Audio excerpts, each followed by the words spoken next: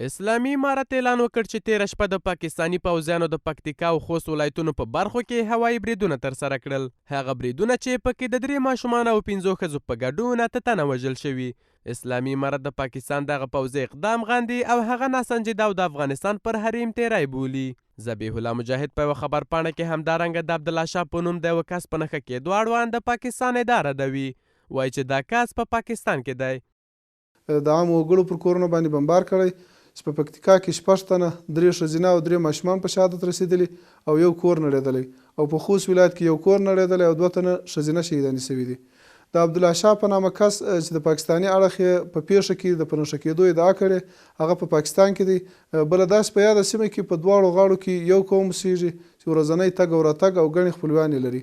له بل لوري عبدالله شاه د پاکستاني تحریک طالبان قومندان د یوې ویډیو په خپرولو سره په خپل ځان برید رد کړی او ویلي چې د پاکستان په وزیرستان کې حضور لري. او چې دا کیمه په پرګنډه خارجي داغه به بنیاد دي نن د رژو او مارزدو او تلاسام تاریخ تای د مارچ نورکار چیر شدا په پرګنډه شي او مش په خپل جنوبي وزیرستان شي په دارا شوال شي د میجاوانه فعالیتونه دي مش اچیره نه یتللی سارنه مش په دغه علاقه شه وسیږي.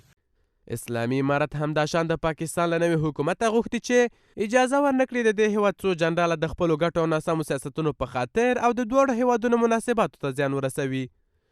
ذبیح الله مجاهد خبرداری ورکړی چې د پاکستان دغه اقدام ناسمې پایلې به له ځان سره ولري چې کابو کول باید د دې هیواد په لاس کې نه وي.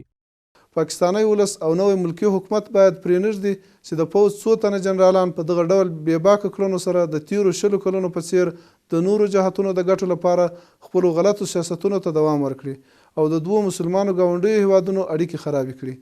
پاکستان باید په خپله خاوره کې د پیښو د نه کنټرول، ناتوانۍ او د ستونزو پړه پر افغانستان وانه چوي، ځکه داسې پیښې خورا بدې پایلې لري او بیا به کابو کول د پاکستان په اختیار کې نه وي. له بل لوري د دفاع وزارت په خبرپاڼه کې ویلي د هیواد دفاعي ځواکونه د پاکستان د تېرې شپې بریدونو ته په ځواب کې د دې هیواد پوځي مرکزونه د ډیورن فرضي کرښې ته څیرمه په نښه کړل. د وزارت اعلان وکړ چې امنیتي ځواکونه هر ډول تیری کوونکو اقدام ته چمتو دي او چاته اجازه نه ورکوي د افغانستان له خاورې د نورو هیوادونو امنیت ته زیان ورسوي. بر سر خط نامنهاد دیران موجود است. باید حملات قوی نظامی صورت بگیرد.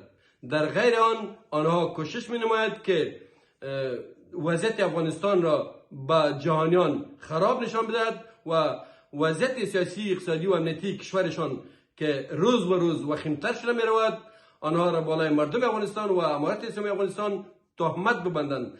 له دې سره د هیواد مخکینی ولسمشر حامد کرزي هم د پاکستان هوایي بریدونه غندلي او هغه یې د هیواد پر ځمکني بشپړتیا ښکاره نقض بللی دی. ښاغلي کرزي ورته اقدام د دواړو هیوادونو په زیان بللی او له افغانستان سره د ښو اړیکو درلودو لپاره د اسلام آباد د سیاست پر بدلون یې ټینګار کړی دی.